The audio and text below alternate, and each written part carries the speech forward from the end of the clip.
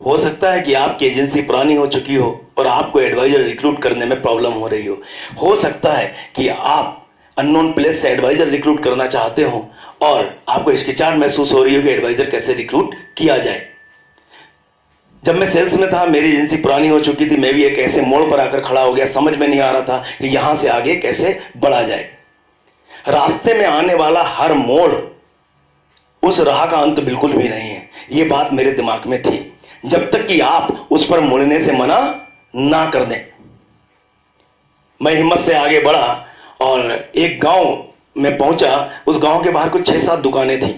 आपने भी देखा होगा, आपके शहर के आसपास गांव के बाहर कुछ दुकानें रहती हैं हमेशा।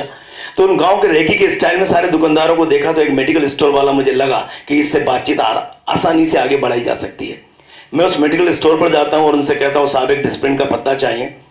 डिस्प्रिन का पत्ता दिया और बातों ही बातों में मैंने उनसे कहा, साहब इस गांव के अंदर एक भाई है, मैं उनका नाम मिस कर रहा हूं, जो सेल्स का काम करते हैं, जैसे पोस्ट ऑफिस की एफडी हो गई और आपका एमएलएम हो गया, आपका पल्स हो गया, इस तरह के सारे काम मैंने उन्हें गिना दिए।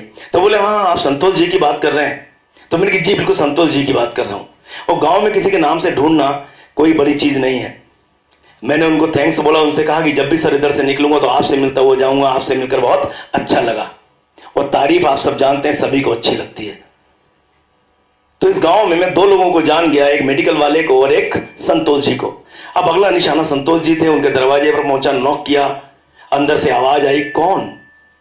अब समझ में नहीं आ रहा था कि मैं क्या बताऊं, मैं कौन, क्योंकि मुझे ही नहीं मालूम कि ये कौन। खैर संतोष जी आते हैं, मैं उनको सारा प्लान डिस्कस करता हूं। तो गांव में अक्सर क्या होता है कि कुछ लोग आपको घेर कर खड़े हो जाते हैं और आप ऐसा फील करेंगे जैसे मानो आप किसी और अलग ग्रह से आए हुए हैं यहां पर। तो इस बीच में संतोष जी का तो कुछ नहीं हुआ, लेकिन मिस्टर अमित थे, उन्होंने मेरे कंधे पर हाथ रखा, बोला कि भाई साहब जो आप समझा रहे हैं क्या आप मुझे समझाएंगे? मैं उनके घर गया और चाय पी और उन्हें समझाया, वो एडवाइजर बन गए। तो यहां से एक बात समझ में आई कि बंजर भूमि में फसल उगाई जा सकती है, चीजें बन सकती हैं अगर हम बनाना चाहें, क्योंकि ऊपर वाला खुदा गॉड जो भी है वो आपको कहीं ना कहीं सफलता का थोड़ा सा स्वाद चखाना चाहता है, जिससे आप हिम्मत से आगे बढ़ो। अगर आपका इरादा नेक होता है तो यह मदद मिलती जरूर है। यहां से साहब आगे बढ़े तो एक पोस्ट ऑफिस था और मेरे मन में था कि एक पोस्ट ऑफिस के एजेंट को एडवाइजर रिक्रूट किया जाए। अब पोस्ट ऑफिस एजेंट का मुझे नाम नहीं मालूम, अगर नाम नहीं मालूम तो नंबर भी नहीं मालूम। पूरा ब्लैंक होकर मैं पोस्ट ऑफिस के अंदर एंट्री करता हूं। वहां पर उनके जो कर्मचारी थे, जो उनके एम्प्लॉय थे, क्लर्क थे, वो बैठे हुए थे। मैंने उन्हें देखा, नमस्कार किया। नमस्कार साहब। बोले नमस्कार। तो मैंने कहा कि साहब यहाँ पर मेरे फादर की एफडी चल रही है और जो आपके सबसे बड़े एजेंट हैं उनके थ्रू की गई है, और शायद वर्मा जी उनका नाम है, सरनेम शायद मुझे याद आ रहा है, मिस्टर वर्मा है, मैं मिस कर रहा हूं उनका नाम।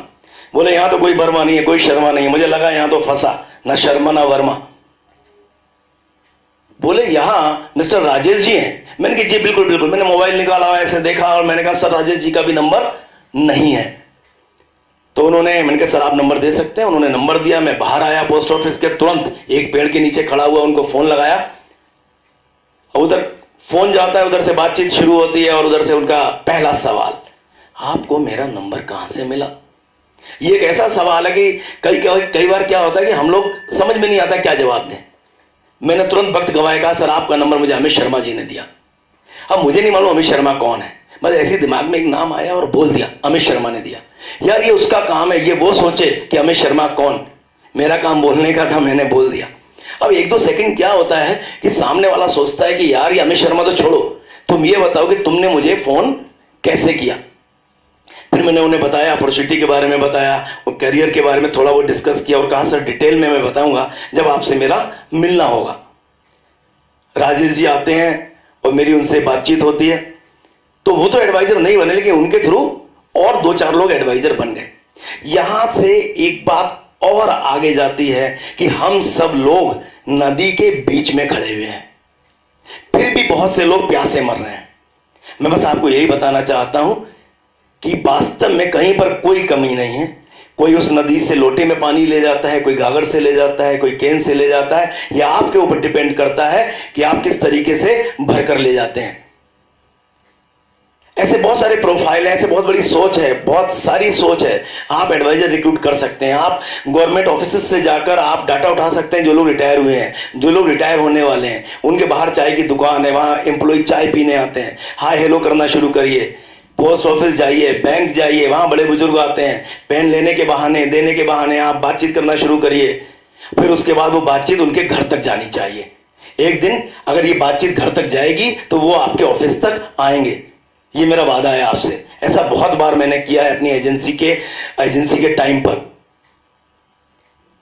इसके साथ साथ आप स्कूल्स में जा सकते हैं, जहां कॉलेजेस हैं, जहां टेम्परेरी टीचर्स हैं। बहुत सारे गवर्नमेंट ऑफिसेस हैं जहां पर लोग टेम्परेरी डेली बेसिस पर जॉब करते हैं। ऐसे बहुत सारे प्रोफाइल हो सकते हैं। एक बार बैठिए, बनाइए, अपना लिस्ट तैयार जरूर कीजिए कि आप किस प्रोफाइल को टच करना चाहते हैं। और आप देखेंगे, लॉ ऑफ अट्रैक्शन का नियम कहता है जिस प्रोफाइल पे आप फोकस करेंगे उस प्रोफाइल के लोग आपको मिलना शुरू हो जाएंगे। और रिक्रूटमेंट एक आर्ट है, रिक्रूटमेंट एक स्किल है, और स्किल डेवलप होगी जब आप यहां से बाहर निकलेंगे। और बाहर कौन इंतजार कर रहा है मालूम है आपको? शर्मा जी आपका इंतजार कर रहे हैं, वर्मा जी आपका इंतजार कर रहे हैं, मौर्या जी, कश्यप जी, राय साहब, झा साहब, खां साहब, मलिक साहब, सब आपका इंतजार कर रहे हैं।